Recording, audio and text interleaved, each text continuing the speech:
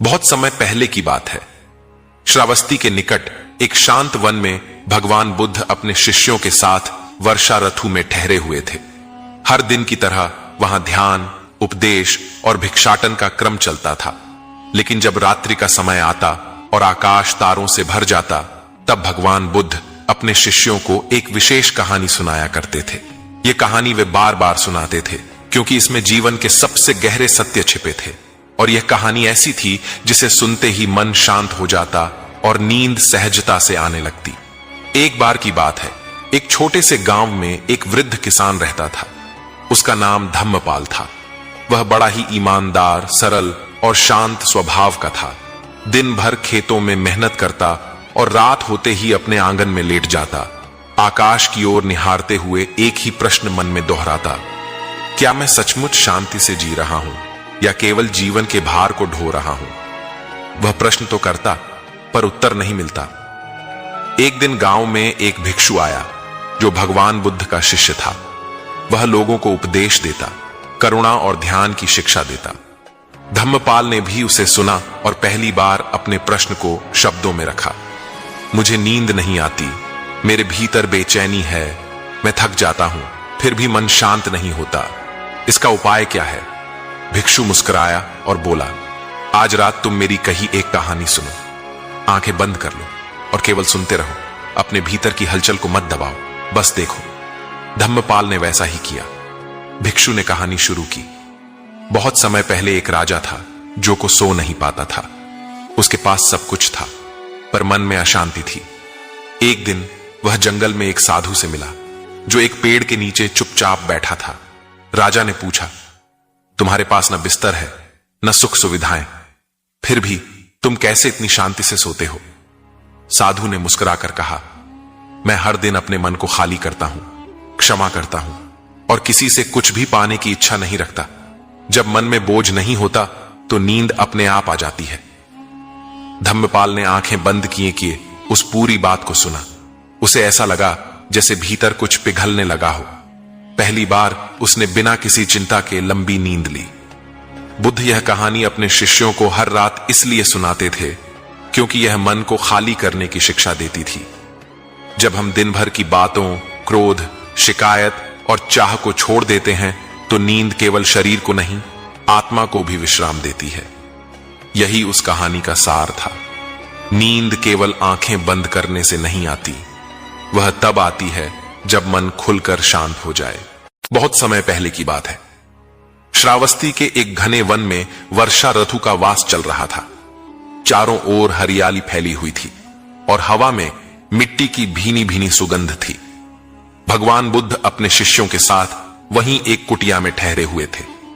प्रतिदिन की भिक्षा, ध्यान और उपदेश के बाद रात्रि का समय आता तो सभी शिष्य विश्राम के लिए अपने अपने स्थानों पर चले जाते। परंतु भगवान बुद्ध की एक आदत थी, वे सोने से पहले एक विशेष कहानी अपने आप से कहकर मन को शांत करते। उस रात जब आकाश में बादल गरज रहे थे और वृक्षों की शाखाएं मंद हवा में झूम रही थीं, बुद्ध अपनी चटाई पर बैठे थे। उन्होंने आंखें मूंदी और धीमे स्वर में वह कहानी दोहराने लगे जो वे वर्षों से प्रत्येक रात्रि अपने अंतर्मन को सुनाया करते थे। एक समय की बात है, एक नगर में अरुण नाम का एक युवक रहता था। वह निर्धन था, लेकिन उसकी आंखों में बड़े स्वप्न थे। वह हर दिन श्रम करता, पर परिणाम न के बराबर मिलता। एक दिन वह निराश होकर नगर के बाहर स्थित एक जंगल में चला गया। वहां उसे एक वृद्ध साधु मिले जिनकी आंखों में अपार शांति थी। अरुण ने उनके चरणों में बैठकर कहा, महाराज, मेरे जीवन में केवल संघर्ष है। सुख तो जैसे मेरे भाग्य में ही नहीं लिखा। मैं हर रात चिंता में डूबकर सोता हूं। क्या जीवन में शांति संभव है? साधु मुस्कुराए और बोले, जब तुम हर रात अपने मन को धन्यवाद देना सीख जाओगे, तब शांति अपने आप आ जाएगी। जिस दिन तुम यह समझ लोगे कि आज का दिन भी जीवन का एक अनमोल उपहार था, चाहे जैसा भी रहा हो, तब नींद स्वतः आएगी। अरुण ने उस रात पहली बार स्वयं से कहा, मैं आज जीवित हूं, मैंने प्रयास किया, यही बहुत है। वह मुस्कुराया और गहरी नींद में सो गया। बुद्ध ने यह कहानी हर रात स्वयं को इसलिए सुनाई क्योंकि वह उन्हें स्मरण कराती थी कि हर दिन चाहे कैसा भी बीते, उसे स्वीकार करना ही आंतरिक शांति का मार्ग है। यह कहानी उन्हें ध्यान की गहराई में ले जाती और उनके विचारों को शांत करती। शिष्य आनंद एक बार यह जानकर आश्चर्यचकित हुआ और पूछा, भंते, आप इतने ज्ञानी हैं, फिर भी प्रतिदिन वही कहानी सुनते हैं? बुद्ध ने उत्तर दिया, ज्ञान का अर्थ है स्मरण बनाए रखना कि जीवन की सच्चाई कितनी सरल है। यह कहानी मुझे सरलता में स्थिर रखती है और सरलता में ही परम शांति है। उस रात जब सब कुछ शांत था और चंद्रमा बादलों के पीछे से झांक रहा था, बुद्ध ने वही कहानी दोहराई, आंखें मूंदी और मुस्कुराते हुए निद्रा के आलिंगन में समा गए, जैसे कोई बालक मां की गोद में विश्राम करता है। बहुत समय पहले की बात है। मगध के एक छोटे से गांव में एक निर्धन किसान अपने परिवार के साथ रहता था। उसका जीवन कठिनाइयों से भरा हुआ था। कभी खेत में सूखा पड़ता तो कभी वर्षा सब कुछ बहा ले जाती। वह दिन भर परिश्रम करता, लेकिन रात होते ही चिंता और डर से उसकी नींद उड़ जाती थी।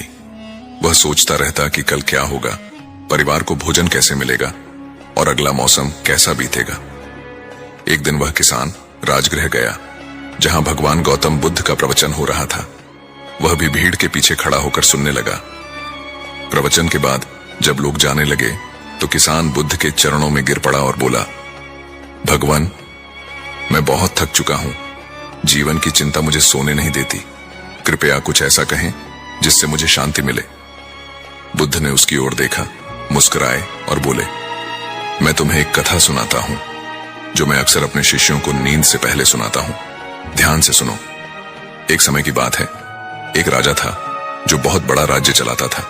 उसके पास सब कुछ था, धन, ऐश्वर्य, सेना, सेवक और अपार शक्तियां। लेकिन एक रात वह अचानक चौंक कर जाग गया। उसने अपने सेवकों को बुलाया और कहा, मुझे नींद नहीं आती। मुझे ऐसा लगता है कि मेरा राज्य मुझसे छिन जाएगा। राजा ने अपने दरबारियों से उपाय पूछा, लेकिन किसी के पास कोई उत्तर नहीं था। तभी एक वृद्ध भिक्षु उसके महल में आया। राजा ने उसकी बातों को सुना और पूछा, तुम तो भिक्षु हो, क्या तुम्हारे पास भी चिंता नहीं होती? भिक्षु ने शांत स्वर में उत्तर दिया, राजन, जब मैं जंगल में साधना करता हूं तो मेरे पास न राज्य है, न चिंता, न भविष्य का डर, न भूतकाल का बोझ। मैं केवल वर्तमान में जीता हूं। मेरी नींद गहरी होती है क्योंकि मैं कुछ खोने के डर में नहीं जीता। राजा यह सुनकर स्तब्ध रह गया। उसने सोचा कि जो व्यक्ति कुछ भी नहीं रखता वही सबसे अमीर है, क्योंकि उसे खोने का भय नहीं होता।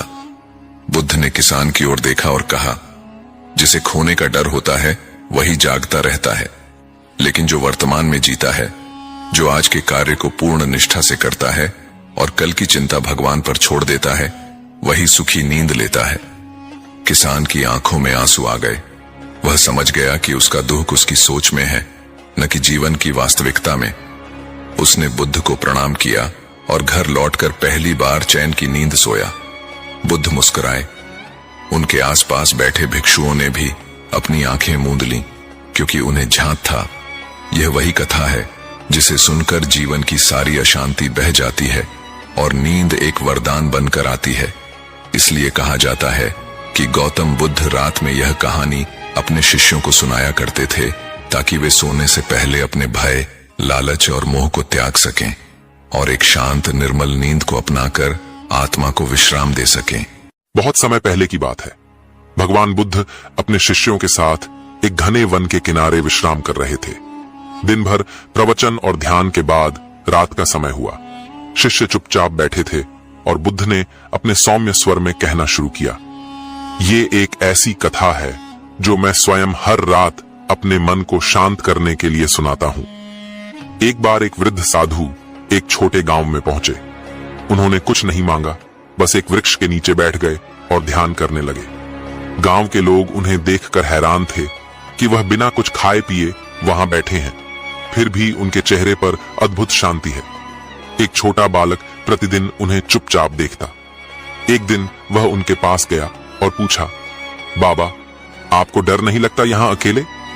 साधु ने मुस्कुराकर उत्तर दिया, जब मन में डर होता है तभी बाहर डर दिखाई देता है, लेकिन जब मन शांत हो जाता है तब सारा संसार भी शांत हो जाता है।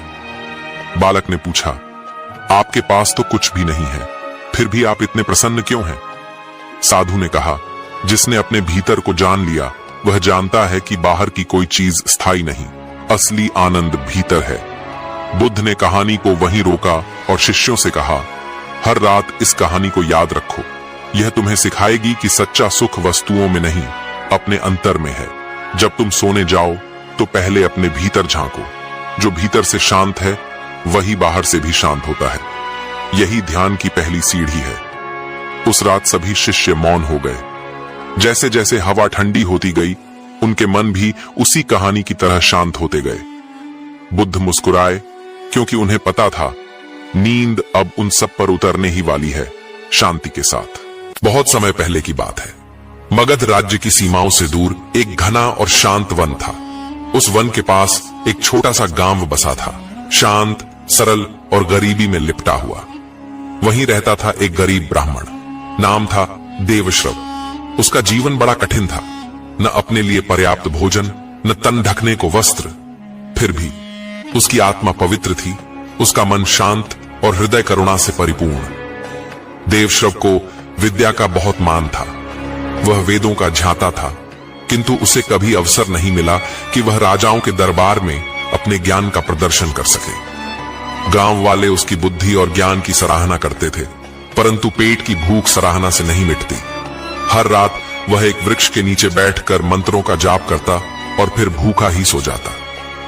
लेकिन एक रात कुछ अलग हुआ। उस रात चंद्रमा बादलों में छिपा हुआ था, चारों ओर घना अंधकार फैला था। हवा में एक रहस्यमय शांति थी, जैसे सारी प्रकृति किसी दिव्य उपस्थिति की प्रतीक्षा कर रही हो। देवश्रव थका हुआ था, पर नींद उसकी आंखों से कोसों दूर थी। वह बैठा रहा, आकाश की ओर ताकते हुए। तभी उसकी आंखें बंद होने लगीं और वह एक हल्की सी तंद्रा में चला गया। तभी उसने एक प्रकाश देखा। कोई तेज आ रहा था, शांत चित्त, गंभीर दृष्टि और कोमल चरण। यह कोई साधारण व्यक्ति नहीं था। देवश्रव ने आंखें खोली और सामने खड़े थे स्वयं भगवान बुद्ध। बुद्ध मुस्कुराए, क्या तुम आज भी नींद से जूझ रहे हो ब्राह्मण? उन्होंने पूछा। देवश्रव ने हाथ जोड़ लिए, भगवान, यह नींद क्यों नहीं आती? जब भूख लगती है तो शरीर करवटें बदलता है, जब चिंता होती है तो मन विचलित होता है। क्या नींद केवल राजा और अमीरों का वरदान है? बुद्ध कुछ देर शांत रहे, फिर बोले, मैं तुम्हें एक कहानी सुनाता हूं, जिसे मैं अक्सर अपने भिक्षुओं को सुनाता हूं। इसे सुनते सुनते वे निद्रा के गहरे सागर में उतर जाते हैं, जहां न चिंता होती है न पीड़ा। क्या तुम सुनना चाहोगे? देवश्रव ने सिर झुका दिया और बुद्ध ने कहानी शुरू की। बहुत समय पहले की बात है। एक विशाल नगरी थी, सुप्रकाशा। उस नगरी में एक चक्रवर्ती सम्राट राज्य करता था, जिसका नाम था अशोक वर्मा। उसका राज्य दूर दूर तक फैला था और वह हर रात चैन से सोया करता था। उसके पास सैकड़ों रथ, हजारों सैनिक और असंख्य संपत्ति थी, परंतु एक बात विशेष थी, उसकी गहरी और शांत नींद। वहीं दूसरी ओर उसी नगरी में एक निर्धन दंपति रहता था, आरुणि और वृंदा। वे हर दिन मेहनत करते, परंतु जैसे ही रात आती वे करवटें बदलते रहते। वृंदा कहती, हे प्रभु, यह कैसा अन्याय है। राजा को सब कुछ मिला, सोने की शैया, गद्दे, इत्र और गीत और नींद भी, और हमें जो श्रम करते हैं दिन भर, एक क्षण भी निद्रा नसीब नहीं होती। आरुणि ने उत्तर दिया, शायद हमें सोने के लिए कुछ और चाहिए। शायद यह धरती नींद की जगह नहीं, केवल जागरण की भूमि है। और फिर एक दिन उन्होंने सुना कि एक महात्मा उनके नगर में आए हैं, तपस्वी अनिरुद्ध। वे उनके पास पहुंचे और वृंदा ने पूछा, हे महात्मन, हमें नींद क्यों नहीं आती? क्या कोई मंत्र है, कोई उपाय? महात्मा ने कहा, नींद न तो राजमहल की दासी है न झोपड़ी की। नींद आत्मा की अवस्था है, जब वह शरीर के शोर से मुक्त होती है। जिस दिन तुम मन के शोर को शांत कर दोगे, उस दिन नींद तुम्हारे द्वार पर खुद आ जाएगी। आरुणि और वृंदा ने ध्यान शुरू किया। प्रतिदिन वे एकांत में बैठते, सांसों को सुनते, अपने विचारों को देखने लगते।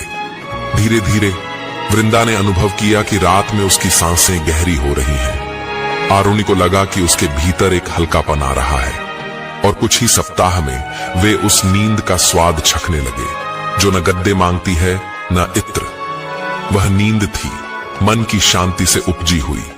कहानी यहीं नहीं रुकी। देवश्रव ध्यान से सुन रहा था।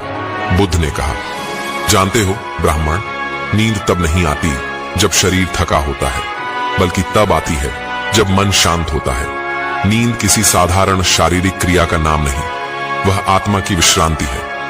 नींद वह पल है जब आत्मा परमात्मा की गोद में सिर रखकर विश्राम करती है। देवश्रव की आंखों में आंसू आ गए। पर भगवान, उसने पूछा, मैं अपने विचारों को कैसे शांत करूं? मेरे भीतर तो अभाव की आंधी चलती है।